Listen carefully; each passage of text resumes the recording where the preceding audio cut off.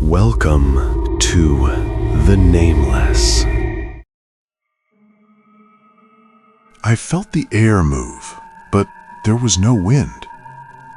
I had my eyes closed, hands folded the way I always did, sitting on the edge of my bed. The room was still. The fan was off. The window was shut. Yet something brushed past my face, cool and deliberate, like someone walking too close behind you in a narrow hallway. I remember pausing mid-thought, waiting for the feeling to pass. It didn't.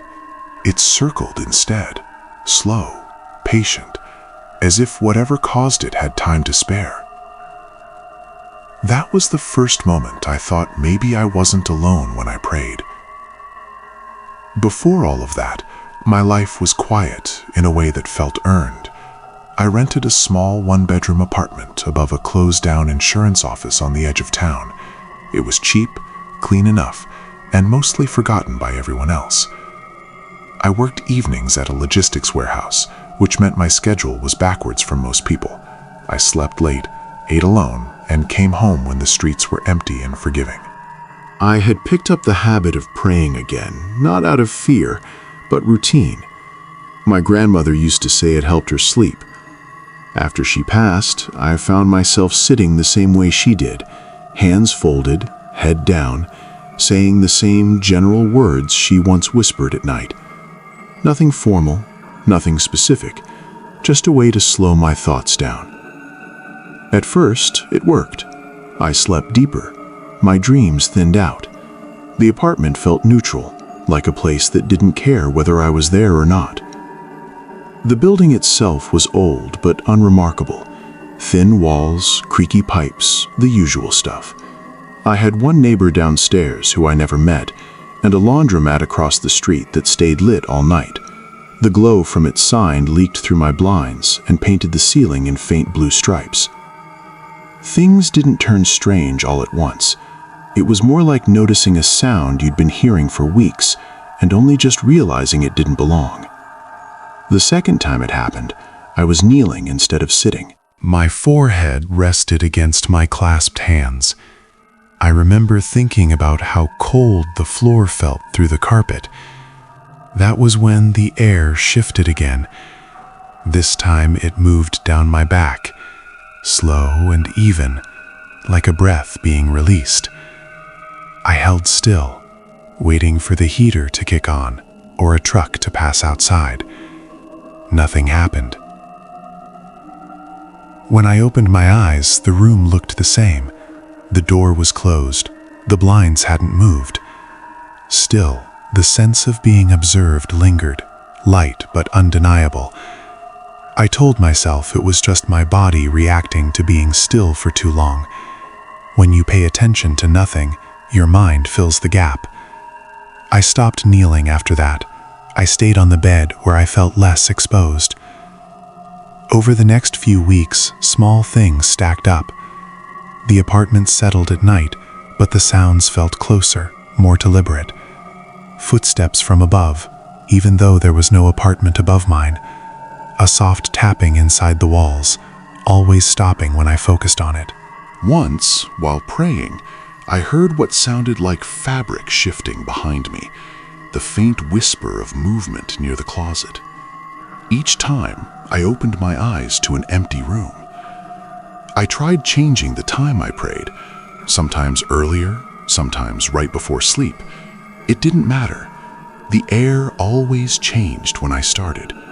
It grew heavier, like the room was filling with something invisible.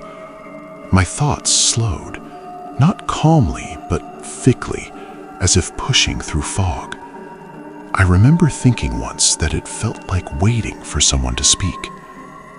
The worst part was how quiet everything else became.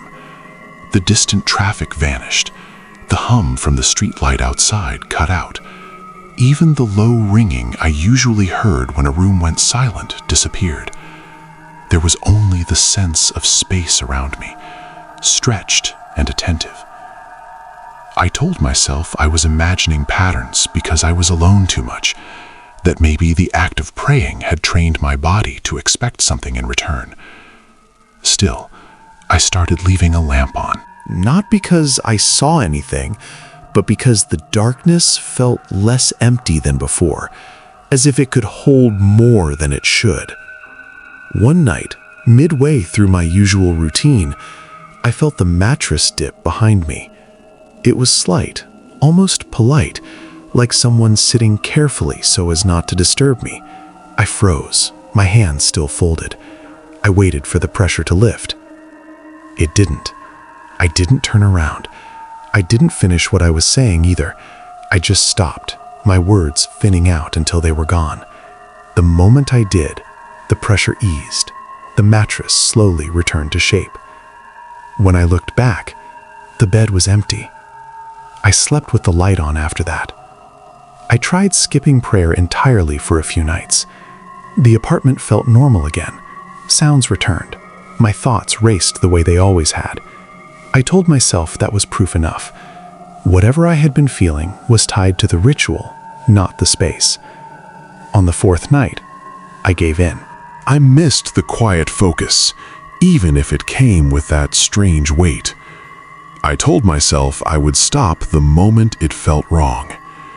It felt wrong immediately. The air cooled fast, like a door opening somewhere I couldn't see.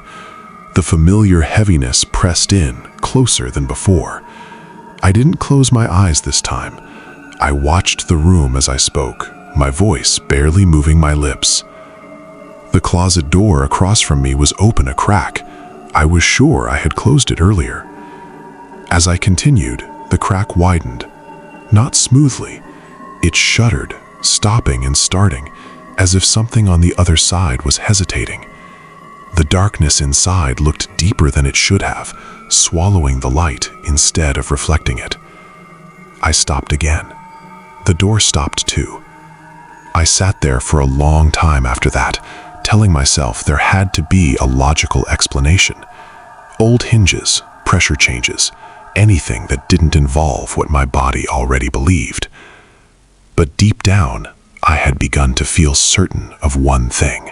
Whatever it was, it responded to attention.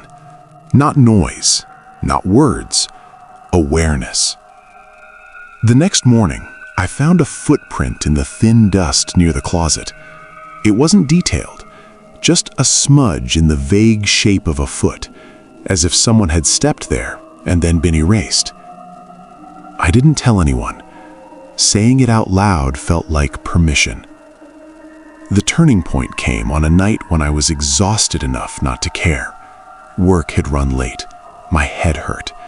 I prayed out of habit more than belief. Halfway through, I felt it again, closer than ever. The air pressed against my face, not moving past, but stopping, hovering inches away. I opened my eyes. Something blocked the light. It wasn't a shape I could describe easily, more like an absence where something should have been. The edges of it were wrong, blurring into the room. I couldn't see features, but I knew exactly where to look. It was standing directly in front of me, between me and the lamp.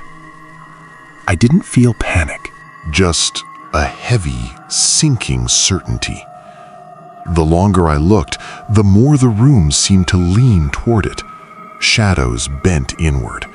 The air vibrated softly, like a distant hum I felt in my chest instead of heard.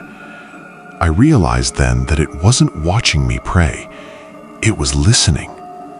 The thought arrived fully formed, not as a fear, but as an understanding. The ritual wasn't protection. It was an invitation. Each night, each quiet word had taught it when to come. I closed my eyes again, not out of faith, but instinct. I stopped speaking. The silence stretched painfully long. The pressure grew, as if it was waiting for me to continue. I didn't. After a while, the air shifted away. The weight lifted. When I opened my eyes, the light returned to normal. The room looked smaller, familiar again. I slept without dreaming. I moved out a week later. I didn't give a reason. I didn't pack carefully. I left the lamp behind, still plugged in. In my new place, I stopped praying. Not deliberately, I just never found the right moment. Sleep came harder. The nights were louder. Still, the air stayed neutral, empty. Sometimes, though, when I sit quietly for too long, I feel it again. That subtle movement, like space adjusting around me. I never close my eyes when it happens. I never speak. I've learned that silence, at least for me, is safer. Even now, writing this,